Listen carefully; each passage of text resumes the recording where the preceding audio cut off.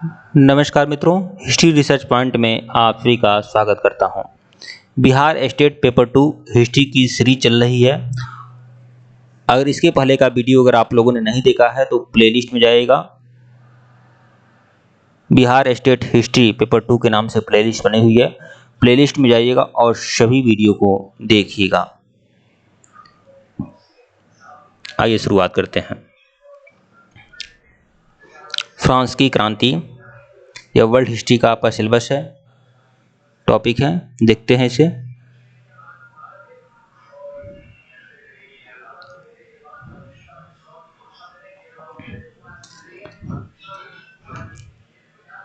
देखिए मित्रों, यह हमारा ऑफिशियल व्हाट्सएप नंबर है। अगर आप लोगों को पूरा नोट चाहिए तो आप लोग मैसेज कर सकते हैं। हमारा ऑफिशियल व्हाट्सएप नंबर है, ऊपर भी हमारा ऑफिशियल व्हाट्सएप नंबर शो हो रहा है, यहाँ पर भी है, ठीक है। और ओनली 200 में आपको पूरा का पूरा मटेरियल मिल जाएगा पेपर 2 हिस्ट्री का। इसमें आपको 5500 वन लाइनर सीरीज मिलेगा, 1375 एमसीक्यू मिलेगा, साथ ही साथ हर यूनिट का एक अलग अलग पीडीएफ आपको मिलेगा, पूरा सेलेक्ट पीडीएफ, ठीक है। तो आप लोग व्हाट्सएप पर मैसेज कर सकते हैं। आइए शुरुआत करते हैं। फ्रांस की क्रांति अच्छे से समझेंगे। फ्रांस की क्रांति जो हुई थी वो 1789 में लुई सुलहवा के शासनकाल में हुई थी। इस समय फ्रांस में सामंती व्यवस्था थी, सामंती व्यवस्था हुआ करती थी उस समय, ठीक है। 14 जुलाई 1789 को क्रांतिकारियों ने बास्टील के कारागृह के फाटक को तोड़कर बंदियों को मुक्त करा दिया, ठीक है। 14 जुलाई को फ्रांस में राष्ट्रीय दिवस के रूप में, स्वतंत्रता दिवस के रूप में मनाया जाता है, क्योंकि वह 14 जुलाई वही दिन था। 14 जुलाई 1789 को क्रांतिकारियों ने बास्टील के कारागृह, मतलब जो क्रांतिकारी राजा के कारागृह में बंद थे, उसकी फाटक को क्रांतिकारियों ने तोड़ दिया और कैदियों को मुक्त करा दिया। तो 14 जुलाई को फ्रांस का राष्ट्रीय दिवस भी हर साल मनाया जाता है, यह बात जान लें, ठीक है। और जो लुई सलामा के समय में ही फ्रांस की राज्य क्रांति हुई थी। समानता, स्वतंत्रता और बंधुत्व का नारा फ्रांस की राज्य क्रांति की ही देन है। मतलब यह हमेशा, ये तो समझिए मोस्ट इंपॉर्टेंट है, बार बार पूछता है, स्वतंत्रता, समानता, बंधुत्व का नारा कहाँ की देन है? तो फ्रांस की राज्य क्रांति की देन है। लुई 14वां का यह स्टेटमेंट भी ध्यान में रखिएगा, जो इसकी निरंकुशता को प्रतिबिंबित करता है। मैं ही राज्य हूं और मेरे शब्द ही कानून है। राजा की निरंकुशता, स्वेच्छाचारिता पर अंकुश लगाने के लिए फ्रांस में पार्लियामेंट नामक संस्था थी, जिसकी संख्या 17 थी, जिसका गठन न्यायालय के रूप में किया गया था। न्यायाधीशों का पद कुलीन वर्ग के लिए सुरक्षित होता था और ये पद क्रमानुगत था, वंशानुगत। वर्साय के शीश महल का निर्माण लुई 14वां ने कराया था। जो वर्साय के शीश महल का निर्माण किसने कराया था? तो लुई 14वां ने कराया था, यह भी इंपॉर्टेंट है। वही लुई 14वां जो निरंकुश था, जिसने कहा था मैं ही राज्य हूं, मेरे शब्द ही कानून है। वर्साय को फ्रांस की राजधानी लुई 14वां ने बनाया था। लुई 16वां 1774 में फ्रांस की गद्दी पर बैठा। 1774 में फ्रांस की गद्दी पर कौन बैठा? लुई 16वां। और इसके समय में ही फ्रांस की राज्य क्रांति होती है। लुई 16वां की पत्नी मेरी एंतवानेट ऑस्ट्रिया की राजकुमारी थी। मेरी एंतवानेट जो थी ऑस्ट्रिया की राजकुमारी थी, यह लुई 16वां की पत्नी थी। राष्ट्र की समाज वर्साय का भड़कीला राज दरबार था। वर्साय का जो भड़कीला राज दरबार था, ठीक है, जो वर्साय के शीश महल का निर्माण लुई 14वां ने कराया था, वही वर्साय का जो भड़कीला राज दरबार था, यह राष्ट्र की समाज था। मतलब भड़कीला राज दरबार से लोग, जनता क्या थी? जनता इसे बहुत गलत मानती थी, क्योंकि जनता का जो पैसा होता था, पब्लिक का जो पैसा होता था, यह वर्साय के भड़कीले दरबार में लगा दिया गया था। लुई 16वां को देशद्रोह के अपराध में फांसी दी गई थी, क्योंकि इसी के समय में फ्रांस की राज्य क्रांति होती है और इसको देशद्रोह के अपराध में फांसी दे दी जाती है। टैले और टीथ, ये दो प्रकार के कर थे। जो टैले जो था एक भूमि कर था, और टीथ जो था एक धार्मिक कर था, जिसे चर्च को देना होता था। फ्रांसीसी क्रांति में वाल्टेयर, मॉन्टेस्क्यू और रूसो ने सर्वाधिक महत्वपूर्ण योगदान दिया था। Voltaire, Montesquieu, Rousseau. वाल्टेयर जो थे वो चर्च के विरोधी थे। रूसो फ्रांस में प्रजातंत्रात्मक शासन पद्धति का समर्थक था। 100 चूहों की अपेक्षा एक सिंह का शासन उत्तम है, ये किसने कहा था? वाल्टेयर ने कहा था। सोशल कॉन्ट्रैक्ट रूसो की पुस्तक है, रूसो की पुस्तक है सोशल कॉन्ट्रैक्ट, इंपॉर्टेंट है। लेटर्स ऑन इंग्लिश वाल्टेयर की रचना है। कानून की आत्मा, ये मॉन्टेस्क्यू की रचना है, जिसमें सरकार के 3 अंगों, कार्यपालिका, विधायिका, न्यायपालिका का अलग अलग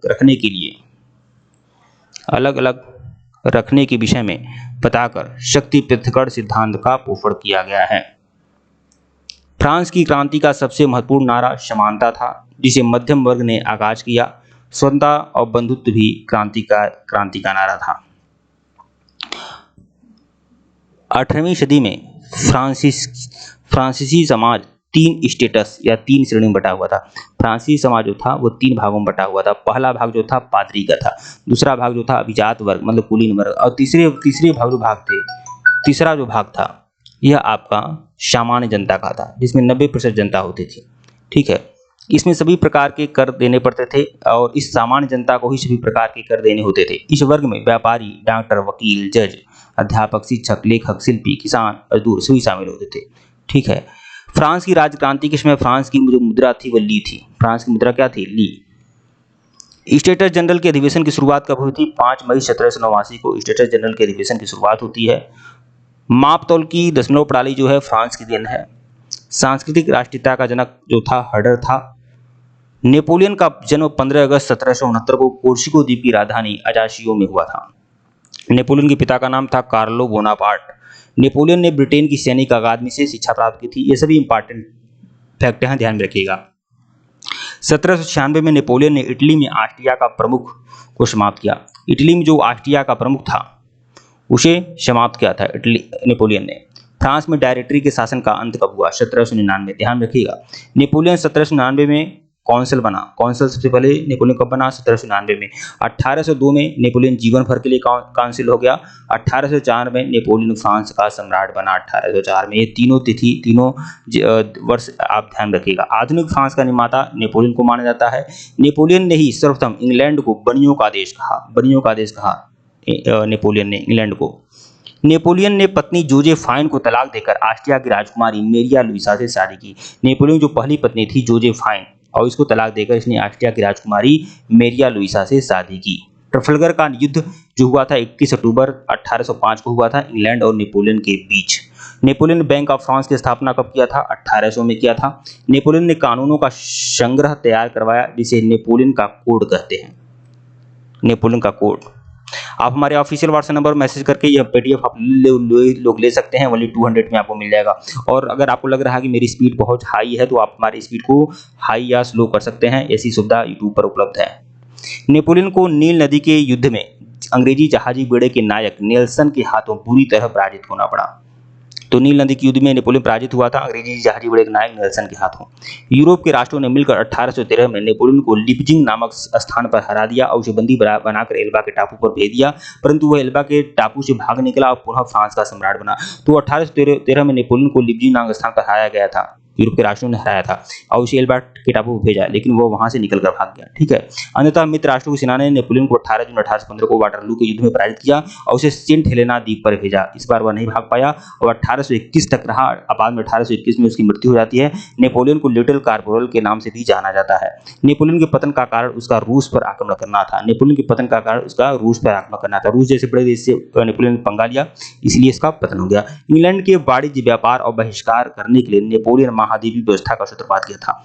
तो इंग्लैंड के पीछे वह नेपोलियन अच्छे तरीके से पड़ा हुआ था क्योंकि इंग्लैंड उसका प्रतिद्वंदी था। इंग्लैंड के वाणिज्य व्यापार का विनाश करने के लिए नेपोलियन ने एक चाल चली थी, महाद्वीपीय व्यवस्था। यह ध्यान रखिएगा। वियना कांग्रेस समझौता के तहत यूरोप के राष्ट्रों ने 1815 में फ्रांस के प्रभुत्व को समाप्त कर दिया। वियना कांग्रेस समझौता हुआ था जिसमें यूरोप के कई राष्ट्र मिलकर नेपोलियन या फ्रांस के खिलाफ हो जाते हैं। ठीक है मित्रों, वीडियो को लाइक और चैनल को सब्सक्राइब करेगा। टेलीग्राम बिल्कुल ज्वाइन करेगा, लिंक डिस्क्रिप्शन में दिया गया है। हमारे ऑफिशियल व्हाट्सएप नंबर पर मैसेज करके आप ओनली 200 पेमेंट करके, यही हमारा ऑफिशियल व्हाट्सएप नंबर है, यही फोनपे, पेटीएम, गूगल पे यही नंबर है। पेमेंट करके स्क्रीनशॉट भेजिएगा और पूरा नोट्स उपलब्ध आपको मिल जाएगा। क्या क्या मिलेगा आपको? 5500 वन लाइनर सीरीज मिलेगी, 1375 MCQ की पीडीएफ मिलेगी। साथ ही साथ हर सिलेबस के हर यूनिट का एक अलग सेपरेट पीडीएफ है, वह सब कुछ मिलेगा। जैसे मान लीजिए यह पीडीएफ जो है आपका फ्रांस की राजक्रांति का है, तो ये सब मिल जाएगा और बहुत ही इंपॉर्टेंट है, बहुत ही जबरदस्त है। तो परीक्षा होने तक बिल्कुल आप लोग देते रहिएगा। और इसके पहले का वीडियो नहीं देखे हैं तो प्लेलिस्ट में जाइएगा। BSEB स्टेट पेपर 2 हिस्ट्री के नाम से प्लेलिस्ट बनी हुई है, प्लेलिस्ट में जाइएगा और सभी वीडियो को देखिएगा। सभी वीडियो इंपॉर्टेंट है। और टेलीग्राम बिल्कुल ज्वाइन करना है, लिंक डिस्क्रिप्शन में है। और मैं बहुत जल्द आज ही प्रयास करूंगा, आज ही मैं आपको MCQ दूंगा टेलीग्राम पर। ठीक है, और टेलीग्राम पर जो MCQ है सबके लिए है, तो टेलीग्राम आप सभी लोग जरूर ज्वाइन कर लेना है। हाँ, और ये पीडीएफ बहुत महंगा नहीं है, ओनली 200 का है। मैं सभी लोगों से रिक्वेस्ट करूंगा, जितने भी लोग देख पा रहे हैं, सुन पा रहे हैं, अगर आप एक कोर्स ज्वाइन नहीं करते हैं तो बहुत ही बड़े कंजूस हैं आप। 200 कुछ नहीं होता है, कुछ भी नहीं होता है। ठीक है, आप हमारे व्हाट्सएप पर मैसेज करके यह पीडीएफ आप लोग ले सकते हैं। और इसमें आपको बहुत कुछ मिलेगा। 5500 वन लाइनर सीरीज मिलेगी, 1375 एमसीक्यू मिलेगा और एक जितना भी यूनिट है हर यूनिट का एक सेपरेट पीडीएफ है, वह सब कुछ आपको उपलब्ध हो जाएगा। धन्यवाद आप लोग को।